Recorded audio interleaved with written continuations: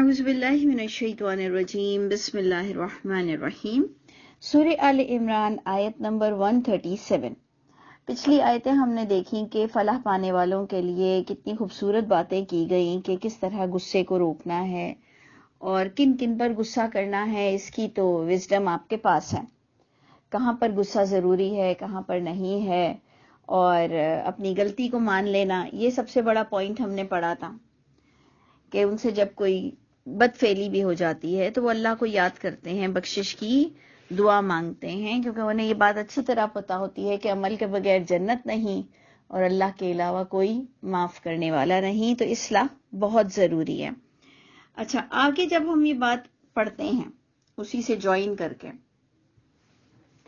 آیت 137 کو کہ قد خلت من قبلکم سنن، یقیناً گزر چکے ہیں تم سے قبل بھی کئی دور، سنن کئی دور تم سے پہلے گزر چکے ہیں، تم دیکھ لو، فسیروا فی الارض، جاؤ ایکسپلور کر لو، سیر کر لو، گھوم پھر لو، دیکھ لو زمین میں، فانظروا کیف کان عاقبہ، نظر ڈال کر دیکھ لو کہ کیسے ہوا انجام مکذبین کا۔ تو میں نے ہمیشہ آپ لوگوں کو یہ بات بتایا کہ اکثر لوگ کہتے ہیں کہ نہیں جی ہمیں تو نہیں نظر آتا، ہمیں تو نہیں نظر آتا، اور وہ مسلمان ہوتے ہیں، قرآن کو ماننے والے ہوتے ہیں، لیکن ضد، بحث اور پتہ نہیں کس چیز کو نیچا دکھانا ہوتا ہے ان کو، تو وہ کہتے ہیں کہ یہ تو تم لوگوں کی باتیں ہیں نا کہ بروں کا انجام برا ہوگا، ہم نے تو بروں کو فلاح پاتے ہوئے دیکھا ہے۔ تو اس کا سمپلی ہم کو آنسر یہی کرنا ہے کہ قرآن سے ثابت ہو رہا ہے، اور کچھ تو ہم نے زندگی میں بھی دیکھا ہے، آپ نے نہیں دیکھا ہوگا، اور آپ کے بچوں کو بھی آپ نے بچپن سے یہی بات سکھائی کہ بیٹا کوئی چیٹنگ کر رہا ہو تو آپ مت کرنا، کوئی جھوٹ بول رہا ہو تو آپ نہیں بولنا، کوئی دھکا دے تو آپ مت دینا، کوئی چوری کر رہا ہو تو آپ مت کرنا۔ کیوں آپ نے یہ بات سکھائی؟ کیونکہ یہ یونیورسل لیول پر ہے ہی۔ مکافات عمل کسی دین کا عقیدہ نہیں ہے، مکافات عمل اس کو آپ انگلش میں، ایتھیسٹ میں، ہر ایک زبان میں دیکھیں گے کہ برائی کا بدلہ برائی ہے۔ وہی بات اللہ نے سمپلی کی، تو اتنی بحث کرنے کی کیا ضرورت ہے؟ اللہ کہہ رہے ہیں جاؤ سیر کر لو، ایکسپلور کر لو، دیکھ لو کہ کیسے ہوتا ہے انجام مکذبین کا، یہ اللہ کہہ رہے ہیں۔ اور پھر اس کے بعد وہی بات کہہ رہے ہیں کہ ھذا بیان، یہ وہ بیان ہے کہ للناس، یہ تمام کیٹیگری کے لیے ہے، تمام لوگوں کے لیے ہے۔ یہ وہ بیان ہے کہ جو آپ کو پیچھے بھی ایتھیکلی پوائنٹس بتائے گئے مینرز وائز، تو وہ ساری چیزیں ماننے والی چیز ہے 100% کی، کہ یہ بیان ہے، یہ کتاب بیان ہے، یہ تذکرہ ہے، یہ صرف ثواب کمانے کی اور ختم قرآن کی کتاب نہیں ہے کہ آپ اور میں بس اس کو ہل ہل کر پڑھتے رہیں اور اس کا ثواب مردوں کو بھی دیتے رہیں۔ یہ تدبر کی کتاب ہے، اور اللہ فرماتے ہیں ہدایت ہے اس کے اندر، راستہ وہ دکھاتا ہے جنت کا، موعظہ اور بہت ہی واعظ نصیحت والی باتیں ہیں، لیکن یہ کن کے کام آئے گی؟ للمتقین۔ پہلے بھی بات ہوئی کہ واتقوا اللہ لعلکم تفلحون سے ہمارا جو قصہ شروع ہوا تھا 130 آیت سے، کہ شاید تمہیں فلاح مل جائے، تم ڈرو اللہ سے، اور اللہ کے ڈرنے کے زاویے آپ کو قرآن سے نظر آئیں گے۔ تو اس لیے بات گھوم پھر کر یہی ہوتی ہے کہ اللہ کی کتاب سے جوائن ہو جاؤ اور دیکھو کہ وہ متقین کے لیے کیا پیغام دے رہے ہیں، اور انشاءاللہ اللہ مجھ کو اور آپ کو دن رات ہم جب اس پر تھوڑا تھوڑا ٹائم لگائیں گے تو انشاءاللہ ہمارا ایمان ہے کہ ہماری گند، ہمارے دل کی گند دور ہوتی رہے گی، اور اللہ ہمیں ضرور متقین میں سے کر دیں۔ لیکن عمل ضروری ہے، جو ہم نے آیت نمبر 136 پر اینڈ کیا تھا سیٹرڈے، 136 پر ہم نے اینڈ کیا تھا وَنِعْمَ أَجْرُ الْعَامِلِينَ، یہ بہت ہی بہترین اجرت ملے گی عمل کرنے والوں کو۔ تو اس حقیقت کو بھی ہم چھپا نہیں سکتے ہیں کہ عمل بہت ضروری ہے جنت حاصل کرنے کے لیے۔ آگے جو آتا ہے، میں نے آپ سے کہا تھا کہ دوبارہ وہ جنگ سے جوائن ہو جائے گا، اس کا مطلب درمیان میں اللہ نے آپ کو سود سے پرہیز کا بتایا، آپ کو اچھی اچھی باتیں بتائی، لیکن بات پھر وہی جنگ کی چلے گی کہ جنگ کون کر سکتا ہے؟ جس کے اندر جی اٹھنے کا عقیدہ ہو۔ جس کے اندر جی اٹھنے کا عقیدہ نہ ہو وہ جنگ کیسے کرے گا؟ بتائیے نا۔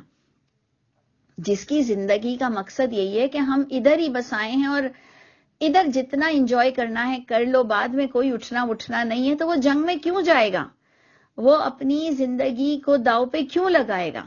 تو یہ چیزیں سمجھنے کے لیے کہ اللہ تعالیٰ نے جنگ کرنے والوں کی کوالٹی آپ کو بتائی کہ جو سود سے پرہیز کرتے ہوں، جو حرام سے پرہیز کرتے ہوں، جن کو اللہ کے راستے میں اپنا جان اس لیے دے سکتے ہیں کہ ان کو جی اٹھنے کا عقیدہ بھی ہو. تو یہ چیزیں بڑی غور طلب ہیں. اللہ تعالیٰ پھر جنگ کی طرف ہم سب کو قصہ بتا رہے ہیں کہ ولا تہینو، اور نہ ہی تم دل شکستہ ہو، یعنی غمزدہ بھی مت ہو، جبکہ حزن کا مطلب بھی غمزدہ ہوتا ہے. تو نہ سست پڑو، نہ غم کرو، یعنی ٹھیک ہے جو ہو رہا ہے غم والی باتیں ہیں اور تھک بھی گئے ہیں، لیکن نہیں، تھوڑا ابھی تمہارا سفر جاری ہے. وَأَنْتُمُ الْأَعْلَوْنَ، تم ہی غالب رہو گے، اگر مر بھی گئے تو بھی غالب رہو گے، زندہ بھی رہے تو بھی نیک نیتی کے ساتھ تمہارا نام لکھا جائے گا کہ تم نے اللہ کے راستے میں زخم اٹھائے. اگر ہو تم مومن تو تم کو اللہ تعالیٰ سر بلند رکھیں گے. تم نے غم اور حزن اور دل شکستہ نہیں ہونا، جبکہ یہ ایک نارمل باتیں ہیں، لیکن اس کے پیچھے کام کو نہیں چھوڑنا. دیکھیں دل شکستہ بھی ہوتا ہے، غم بھی لگتا ہے، رونا بھی آتا ہے، لیکن بیک آؤٹ مت ہو، یہ کہنے کا ہے. جیسے ہمارے یہاں کچھ لوگ کہتے ہیں نا، نہیں مت رو، رونا گناہ ہے، میت کو عذاب ہوگا، یہ باتیں ہم نہ کیا کریں. مت رو، ٹھیک ہے، اس کو اپنے اعتبار سے رونا ہے تھوڑا رو لے. کام مت چھوڑو، کفر مت بکو، بکواس مت کرو، اللہ کے لیے بدزنی نہ کرو، نہیں تو رونا بھی آتا ہے، غم بھی لگتا ہے، بیمار بھی بندہ ہو جاتا ہے، آنسو بھی نکلتے ہیں. لیکن کیا ہے کہ اپنے اللہ سے بدزن مت ہو اور اپنے کام کو مت روکو. آگے دیکھیں آتا ہے اِن یمسسکم قرح، اللہ تعالیٰ دیکھیں آپ کو کس طرح سے انکریج کر رہے ہیں. مطلب آپ سوچئے کہ ایک والدین سے زیادہ اللہ تعالیٰ ہماری کس طرح سے گرومنگ کرتے ہیں کہ اِن یمسسکم، اگر مس ہوا ہے تم کو، اگر ٹچ ہوا ہے تم کو، قرح کوئی زخم، فقد مسل، اگر لگا ہے تم کو کوئی زخم، تو فقد مسا، پس یقیناً ٹچ کر چکے ہو تم بھی ان لوگوں کو، زخم مثلہو، اس جیسا زخم تم نے بھی انہیں دیا. وَتِلْكَ الْأَيَّامِ، یہ تو دن ہیں، نُدَاوِلُهَا، ہم عدلتے بدلتے رہتے ہیں ان دنوں کو، بین الناس، لوگوں کے درمیان. دیکھیں بظاہر تو آپ کو یہ بہت ہی نارمل بات لگ رہی ہے کہ یہ اللہ کہتے ہیں آج تجھے زخم لگا تو کل تجھے زخم لگ جائے. یعنی ایسا نہیں ہے، ویسے جیسے لکھا ہوا آپ کو دکھ رہا ہے نا. اگر آپ عقل سے پڑھیں کہ نداولھا، یہ جو تبدیل کرتے ہیں نا اللہ تعالیٰ ان دنوں کو، تلک الایام نداولھا، یہ ہماری کمی کوتاہیوں کی بھی وجہ سے زخم لگتے ہیں. چلو زخم لگ گئے تو پیچھے ہم نے پڑھا کہ اگر والذین اذا فعلوا فاحشہ او ظلموا انفسہم، اس سے تھوڑا سا غور کیجئے کہ ٹھیک ہے اگر تم سے کوئی ظلم ہو گیا، تم سے کوئی کمی ہو گئی، کوئی کوتاہی ہو گئی، تو ذکر اللہ کو یاد رکھا کرو، بخشش مانگا کرو، اور اللہ کے سوا کون بخش سکتا ہے. تو زخم بھی کوئی اللہ کے حکم سے نہیں لگتے. زخم ایک زندگی کا حصہ بھی ہے، اور ہماری کہیں پر کمی کوتاہی بھی ہوتی ہے، اور کہیں پر ہمیں بہادر بھی بنانا ہوتا ہے. یعنی یہ سارے قانون ہیں. بظاہر تو آپ کو کیا دکھ رہا ہے، کیا لکھا ہوا ہے کہ اگر تمہیں پہنچا ہے کوئی زخم تو بے شک تم بھی پہنچا چکے ہو زخم اس جیسا. لیکن سمجھنے والی بات یہ ہے کہ تمہیں زخم جو لگتا ہے تو تمہاری کوئی کمی کوتاہی تھی، تمہاری غفلت تھی، اس لیے تمہیں زخم لگا، یا زندگی ہے، دنیا ہے، تھوڑا بہت تو بچہ بھی گر گر کر ہی بڑا ہوتا ہے. کبھی اس کا سر پھوٹتا ہے، کبھی اس کی تھوڑی پھوٹتی ہے، کبھی اس کا ہاتھ مڑ جاتا ہے. تو یہ دن ہیں، عدلتے بدلتے رہتے ہیں. لیکن یہاں جنگ کی بات آ رہی ہے، یہاں ٹیکٹکس، یہاں پر عقل چلانا، یہاں پر حق پر ہونا، یہ بہت بڑے معنی رکھتے ہیں باتیں.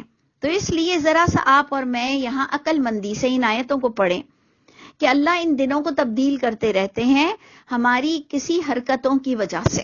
ٹھیک ہے، وَلِيَعْلَمْ، اور تاکہ دیکھیں سیکنڈ پرپس بھی آپ کو پتا چل گیا کہ تاکہ اللہ تعالیٰ جاننا چاہتے ہیں الذین آمنوا، کہ وہ لوگوں کو جو ایمان والے ہیں، وَيَتَّخِذَ مِنکم، اور تاکہ اللہ تعالیٰ بھی بنانا چاہتے ہیں تم میں سے شہداء. ایک تو ہم اس کا ترجمہ لکھیں گے شہید، یعنی مر جانا. شہادت کی موت اللہ دیکھنا چاہتے ہیں، اور ایک ہم شہداء میں کہ گواہ دیکھنا چاہتے ہیں کہ تم کتنا ٹکے رہے، تمہیں اتنی تکلیف کے بعد بھی تم اپنے موقف پر کتنا ٹکے رہے۔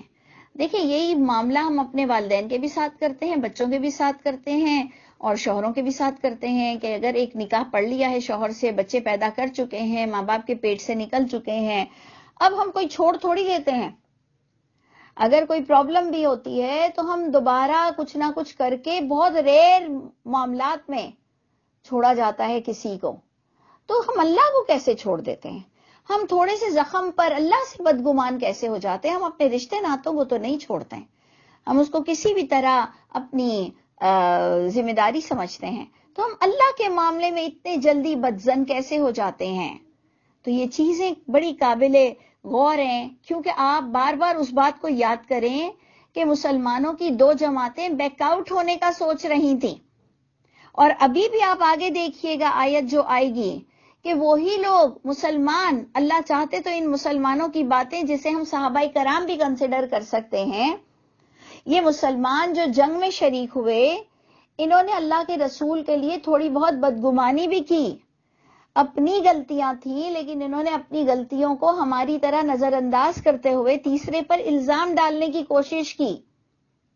یہ ساری چیزیں اللہ آپ کو بتا رہے، میں تو چاہ رہی تھی اللہ نہ بتائیں، لیکن اللہ کا بتانا، اللہ کی سمجھ زیادہ بہتر ہے۔ میں تو چاہ رہی ہوں کہ آدم کے پھل کھانے کو بھی اللہ نہ بتاتے، یونس کی غلطی بھی اللہ نہ بتاتے، نبی نے کسی چیز کو حرام کیا وہ بھی اللہ نہ بتاتے، میں تو یہ سوچتی ہوں۔ لیکن پھر جب اللہ نے بتایا ہے تو پھر ہماری عقل چھوٹی ہے، پھر اللہ نے ہماری گرومنگ کے لیے یہ بتایا کہ نوح کی بیوی بھی کیسی تھی اور لوط کی بیوی بھی کیسی تھی۔ اللہ چاہتے تو ہمیں کچھ نہ بتاتے، بس ہمیں اچھی اچھی باتیں بتا دیتے، لیکن اللہ تعالیٰ ہمیں ایک بڑا انسان دیکھنا چاہتے ہیں، اور کہتے ہیں اللہ سے کبھی بھی بدظن نہیں ہونا۔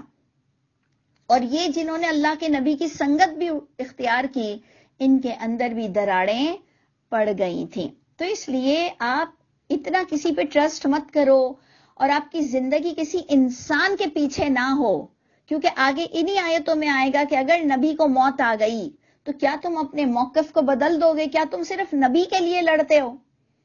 کیا تم اس نبی کے لیے اس میدان میں آئے ہو؟ تمہیں اللہ عزیز ہونے چاہیے۔ تو اس لیے یہ بھی بڑا سبق آپ کو یہ آگے کے سبق میں ملے گا کہ ہماری پوری نیتیں پرخلوص صرف لا الہ الا اللہ پر ہونا چاہیے۔ اللہ کے نبی کی یہی سنت تھی۔ تو دیکھ لیجئے اللہ تمہیں دیکھنا چاہتے ہیں کہ کون شہید ہے، کون گواہ ہیں، کون شہادت کی موت مرتے ہیں۔ واللہ لا يحب الظالمین، اللہ تو بالکل پسند نہیں کرتے ہیں، بالکل محبوب نہیں رکھتے ہیں حق مارنے والوں کو۔ وَلِيُمَحِّص، اور بھی اللہ تعالیٰ اپنا پرپس بتا رہے ہیں کہ یہ میں کیوں تمہیں میدان جنگ میں لاتا ہوں۔ وَلِيُمَحِّص، اور تاکہ چھانٹ لے اللہ تعالیٰ، مخصوص کر لے اللہ تعالیٰ ایمان والوں کو۔ وَيَمْحَقْ، اور تاکہ اللہ تعالیٰ مٹاتے چلے جائیں، زور توڑتے چلے جائیں الکافرین کا، کفر کرنے والوں کا۔ یہ جو میں اور آپ بھی قرآن پڑھاتے ہوئے جھوٹی حدیثوں پر اتنی باتیں کرتے ہیں، اختلافی باتیں بھی کرتے ہیں، جبکہ ہماری مائیں بھی ہمیں منع کرتی ہیں کہ بھئی اتنی اختلافی باتیں مت کیا کرو، لیکن یہ بھی ایک جنگ ہوتی ہے نا، کہ اگر ہم اور آپ یہ باتیں نہ کریں تو کیا جھوٹ کے سر کو بلند کرتے رہیں، اور پھر اللہ کے گھر ہم کیا جواب دیں کہ ایک جھوٹ چل رہا تھا تو تم نے اس کو جاری رکھا، تم نے اپنی طرف سے تو کوئی کام نہیں کیا۔ تو کسی بھی باطل پرستی کو عروج نہیں دینا چاہیے۔ اگر آپ اور میں باطل پرستی کو عروج دیتے ہیں تو پھر آپ کو فرعون کی شکایت بھی نہیں کرنی چاہیے۔ اگر آپ احتجاج کرنے کی ہمت نہیں رکھتے ہیں تو آپ فرعونیت کا بھی گلہ نہ کیا کریں، پھر آپ فرعون کے ظلم کا شکار بھی ہوتے رہیں گے۔ تو اس لیے ہر انسان کو اللہ نے الگ الگ کوئی نہ کوئی کام دیا ہے۔ تو غور کیجئے گا کہ اللہ تعالیٰ جو بڑی خوبصورت آیت ہے 142، یہ آپ کے اور میرے دماغ کو درست کر دے گی۔ 142 جو اس وقت ہم پڑھ رہے ہیں، ام حسبتم ان تدخلوا الجنہ، تم نے کیا سمجھا ہے کہ بس تم یوں ہی نمازیں پڑھ کے، اپنے روزے رکھ کے، اپنی تہجد پڑھ کے بس تم جنت میں چلے جاؤ گے؟ بس تم اپنے دائرے میں، اپنی مسجد میں، اپنے اللہ اللہ اللہ اللہ کرتے کرتے بس تم جنت میں چلے جاؤ گے؟ تمہیں لوگوں کے لیے نکلنا پڑے گا. اور اگر آپ نے پچھلا پھر دماغ کو حاضر رکھیں، آپ کی بیٹری کو چارج رہنا چاہیے کہ آپ نے پچھلا پورا تبلیغ کا کام پڑھا، 2 طریقے سے پڑھا کہ تم دی بیسٹ ہوگے جب لوگوں کے لیے نکلو گے. تو اب یہاں پر صحابہ کرام جنگ کے لیے نکلے. آپ دیکھیں آپ کس کام کے لیے نکلتی ہو، میں دیکھوں میرے لیے کیا نظریہ ہے، مجھے کیا اللہ تعالیٰ نے انوائرمنٹ اور ایمبیانس اور سراؤنڈنگ دی ہوئی ہے، مجھے ادھر کیا بولنے کی ہمت اللہ تعالیٰ نے دی ہوئی ہے، میرا کیا اسٹیٹس ہے، آپ کا کیا اسٹیٹس ہے، اس کے مطابق آپ کو اور مجھ کو کچھ اسٹرگل لکھوا کے جانی ہے کہ ہاں اللہ تعالیٰ میں نے اپنے دور میں اس طرح سے بات کیا باطل کے سامنے اور لوگوں کے لیے نکلا. نہیں تو میں بھی اچھی تھی، میرے بچے بھی اس معاملات میں اچھے تھے، لیکن آپ کو للناس کے لیے کام کرنا بہت ضروری ہے. تمام نبیوں کا آپ تعارف پڑھ لیں، انہوں نے کہا یا قومی یا قومی. یہ سنت کو آپ نے دیکھنا ہے کہ آپ کتنا قوم کی طرف گئے. اور آج ہمارے 2022 میں تو قوم کی طرف جانا کتنا ایزی ہے کہ اس وقت بھی آپ دیکھیں کہ ہم زوم کلاس پر بیٹھے ہوئے ہیں. تو یا قومی کرنا اس دور میں کتنا ایزی ہے. اور ہم اس کو بھی کہیں کہ ہمیں ٹائم نہیں ملتا، ہمیں ٹائم نہیں ملتا، کیا کریں؟ تو آپ بتائیے کہ اللہ کی لعنت ہم پر پڑے گی نہیں تو کیا ہوگا؟ ہمارے معاملات اتنے لمبے ہوتے جائیں گے، ہم اتنے گھر کے معاملات میں الجھیں گے، ہم اپنے بچوں کے معاملات میں اتنے الجھیں گے، ہم دوسری پریشانیوں میں اتنے الجھیں گے، ہم اپنے والدین کے ساتھ اتنے الجھیں گے کہ ہمیں واقعی پھر اللہ تعالیٰ ٹائم نہیں دیں گے. تو اس لیے غور کیجئے گا کہ ساری آل عمران آپ کے دماغ میں چلنی چاہیے کہ تبلیغ کا کام بھی تھا اور آپ کو اپنا کنٹرول کرنے کا بھی بہت بتایا گیا. اور ابھی بھی آپ کو جنگ کے میدان میں ہم سب کو کیا تعلیمات دی جا رہی ہے؟ ام حسبتم ان تدخلوا الجنہ، تم کیا سمجھتے ہو کہ یہ اسی طرح بس اپنی عبادت کر کے تم جنت میں چلے جاؤ گے؟ وَلَمَّا يَعْلَمِ اللَّهُ، اور ابھی تک نہیں، جب کہ نہیں جانا اللہ نے، ابھی چھانٹا نہیں ہے، تمہاری ٹرن آنے والی ہے. اب جس کی ٹرن آ گئی ہے نور علی نور. اور ٹرن تو میں سمجھتی ہوں، میرا ایمان ہے، ہر تھوڑے دن سے بھی آتی ہے. کوئی زندگی میں ایک بار آپ کو دیکھا نہیں جاتا. یہ میری اپنی ایکسپیرینس ہے یا میں نے جو قرآن سے سمجھا ہے وہ یہ بتا رہی ہوں کہ ہر تھوڑے دن سے آپ کے میرے ٹیسٹ آئیں گے کہ ہم نے کس طرح سے اللہ کو بار بار پکڑ لینا ہے. کوئی مسئلے مسائل کی وجہ سے ہم اللہ سے تھوڑا دور ہو جاتے ہیں، لیکن بات بڑی تو یہ ہے کہ ہم میں غفلت نہ ہو اور ہم گناہ کی طرف مائل نہ ہو جائیں. تو غور سے دیکھیے گا کہ ابھی اللہ نے چیک نہیں کیا الذین جاہدوا منکم، ان لوگوں کو جنہوں نے جہاد کیا تم میں سے، اور ابھی اللہ نے چیک نہیں کیا کہ کون سٹیبل ہیں. اگر اللہ نے آپ کو چیک کر لیا ہے تو مبارک ہو آپ کو، ابھی آپ اس راہ سے گزر چکے. کیونکہ ابراہیم علیہ السلام کے لیے کیا آتا ہے کہ ہم نے اسے کئی جگہ ٹیسٹ کیا. اس طرح سے ہمارا عقیدہ بنتا ہے کہ ایک بار ٹیسٹ نہیں ہوتا، ہم نے اسے کئی جگہ آزمایا. موسیٰ علیہ السلام کے لیے بھی یہی بات آتی ہے، ہم نے آپ کو کئی جگہ آزمایا اور آج آپ وقت مقرر پر رسالت کے لیے پہنچ چکے. ابراہیم علیہ السلام کے لیے بھی یہی بات آتی ہے کہ ہم نے آپ کو کئی جگہ آزمایا، آج آپ لیڈرشپ کو پہنچ چکے ہو. پھر لیڈر بننے کے بھی بعد آزمائشیں ہوتی ہیں. آپ ماں بنتی ہو تو آزمائش ہے، آپ بیٹی ہوتی ہو تو آزمائش ہے، آپ بہن ہوتی ہو تو آزمائش ہے، آپ ہر طرح سے آزمائشوں میں ہو. تو اس لیے یہ جو اللہ نے کہا کہ ابھی تو میں چیک کروں گا، اللہ نے جس کو ابھی تھوڑے دن کے لیے چیک کر لیا ہے تو نور علی نور. ہمیں تو ہر وقت ریڈی رہنا چاہیے کہ اینی ٹائم اللہ کی طرف سے ٹیسٹ آتا ہے کہ آپ کو جھوٹ بولنے کی ضرورت ہوتی ہے، آپ کو غلیظ کام کی طرف رغبت ہوتی ہے، تو وہاں پر آپ کا اور میرا ٹیسٹ ہوتا چلا جائے گا. آپ کو پیسہ دینا پڑ جاتا ہے کوئی نیچرل ڈیزاسٹر پر، کوئی اور معاملات میں، تو حلال کا خیال رکھنا پڑتا ہے. ہمارے لیے تو یہی جنگ و جدال جاری ہے. تو اب اللہ نے فوجیوں تک کو، اللہ کے رسول کے دور کے فوجیوں تک کو جنہوں نے ہجرتیں کی، جنہوں نے اللہ کے رسول کا ساتھ دیا، لیکن آپ دیکھ لیں کہ اسی سے ہی میرا عقیدہ بنا کہ ہجرت کر کے کام ختم نہیں ہوا، جنگیں لڑنی پڑ گئیں. پھر جنگیں لڑ کر بھی اس ملک کو آرگنائز رکھنا، یہ بھی بہت بڑا کام ہے. تو جناب یہ سب چیزیں چلتی رہتی ہیں. آگے اللہ فرماتے ہیں 143 پر وَلَقَدْ كُنْتُمْ تَمَنَّوْنَ الْمَوْتَ، اور یقیناً تم تو تمنا کر رہے تھے نا موت کی اس سے قبل، ان تلقوہ، یہ کہ تم نے ملاقات کر لی نا اس موت سے، دیکھ لیا اس موت کو۔ تو آپ نے دیکھا کہ کس طرح سے جنگ کے میدان پر بندہ کفن باندھ کے آتا ہے، کس طرح سے اس کے سر پر موت ہوتی ہے، کتنا بڑا کام ان لوگوں نے کیا ہوگا۔ آج آپ کو اور مجھ کو اس سے کم لگتا ہے اپنا کام، اور اس کے باوجود بھی ہم کوتاہی کرتے ہیں۔ تو اللہ فرماتے ہیں تم نے تمنا کی تھی نا اس سے پہلے کہ ہم اللہ کے راستے میں لڑ کے مر جائیں، ہمارے خون کا آخری قطرہ بھی اللہ کی رضا کے لیے ہو، تو تم نے ملاقات کر لی نا۔ تلقوہ فقد رأیتموہ، بس یقیناً دیکھ لیا تم تمام لوگوں نے اس موت کو، وانتم تنظرون، اور اس حال میں کہ تم اس موت کو دیکھتے ہی رہ گئے، کھلی آنکھوں سے دیکھ رہے تھے۔ یہ بات بتاتے ہوئے کہ ہم سب کو بھی اللہ تعالیٰ اگر کہیں نہ کہیں آزماتے ہیں اور واقعی وہ موت والی گھڑی بھی آ جائے، تو اللہ نے صحابہ کرام کو بھی آزمایا، نبیوں کو بھی آزمایا۔ اب آپ نے آگے کی آیت پر غور کرنا ہے کہ وَمَا مُحَمَّدٌ إِلَّا رَسُولٌ، نہیں ہے محمد مگر ایک میسنجر ہے۔ دیکھیں میسنجر کی سیٹ بہت ہائیلی لیول پر ہوتی ہے، وہی بڑی بات ہے۔ اس کو ہم نے ایزی فار گرانٹیڈ نہیں لینا کہ محمد کیا ہے، محمد کچھ بھی نہیں ہے، محمد ایک رسول ہے۔ ہاں، تو رسول کی ڈگری بہت ہی سپرلیٹو ہے کہ وہ اللہ کا پیغام پہنچانے کے لیے اللہ انہیں چنتے ہیں، بہادر ہوتے ہیں، بہت لوگوں کا مقابلہ کر سکتے ہیں، زبان سے بھی تلوار سے بھی۔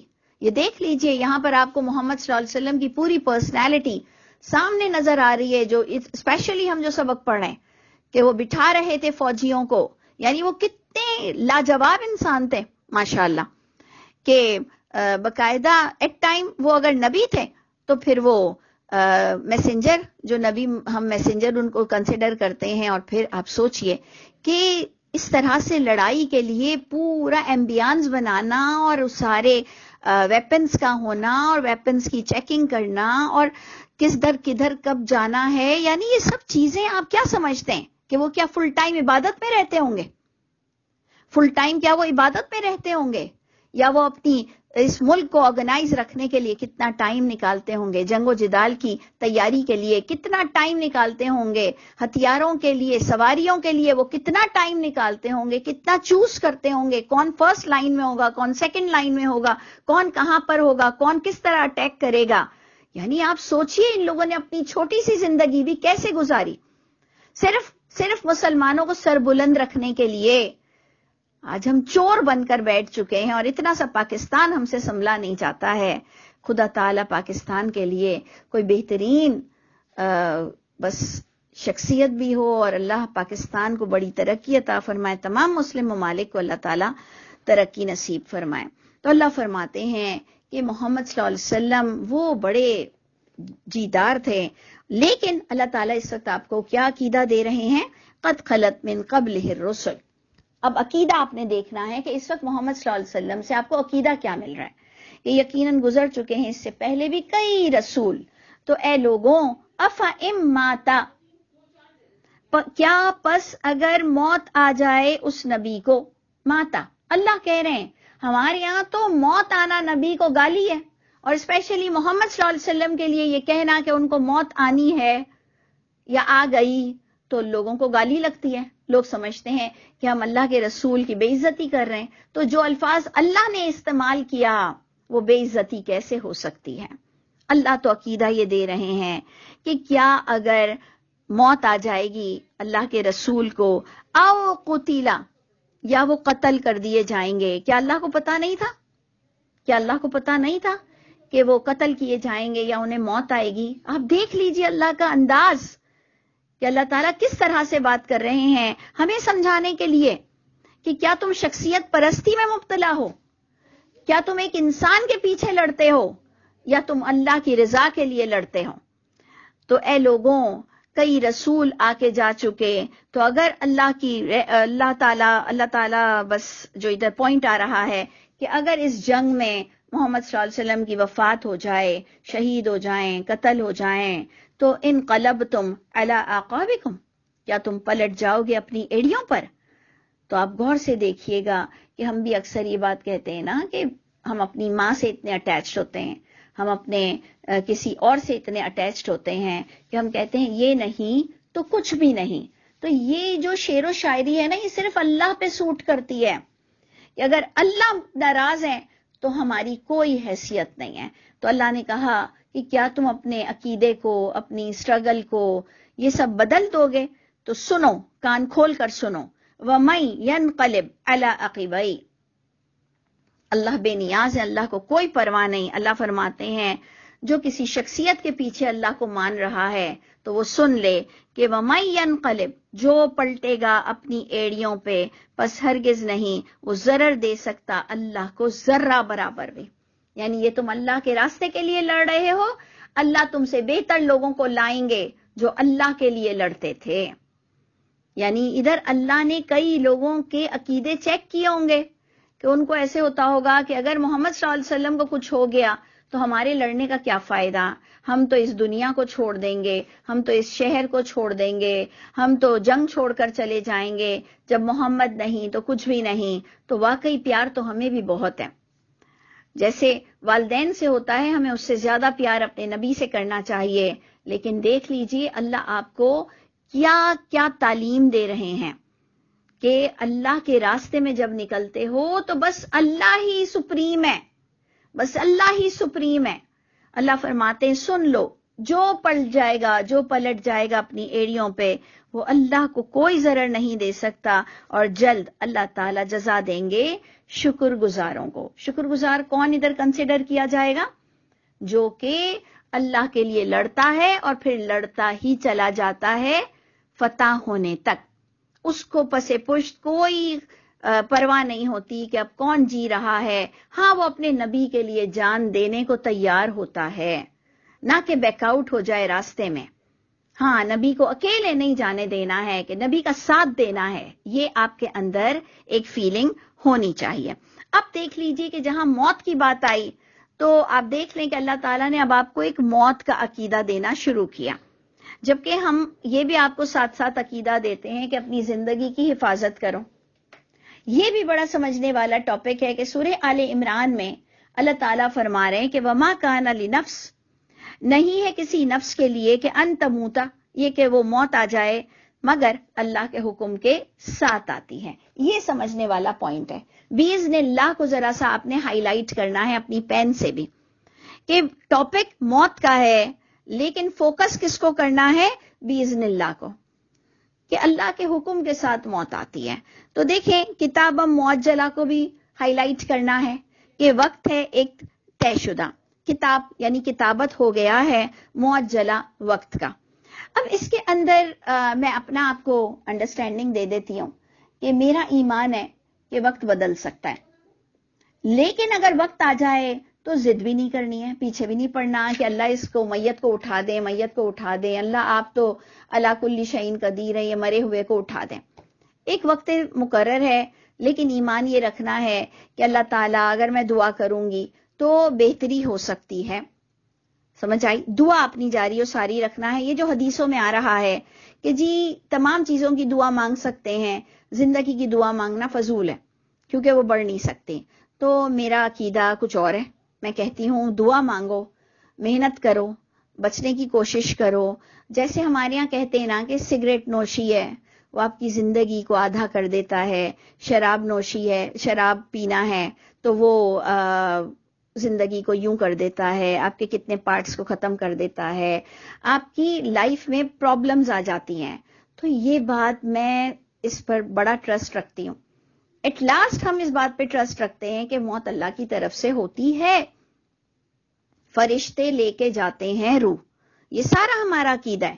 ہم نے ابھی پچھلی بھی کلاسز میں کہا کہ جو انزل اللہ سے کراہت کرتا ہے اس کو تھپڑ مار کر لے جایا جاتا ہے. یہ ہمارا پورا عقیدہ ہے. لیکن ہم احتیاط کو بھی قابل تعریف چیز سمجھتے ہیں، جو کہ قرآن سے ثابت ہو رہا ہے کہ اصحاب کہف نے غار میں جگہ لی اپنی جان بچانے کے لیے، اللہ کے رسول نے غار میں پناہ لی اپنی جان بچانے کے لیے. اللہ فرماتے ہیں کہ اگر موت کی حالت آ جائے تو حرام چیزوں میں سے کوئی ایک حرام کی چیز کھا سکتے ہو.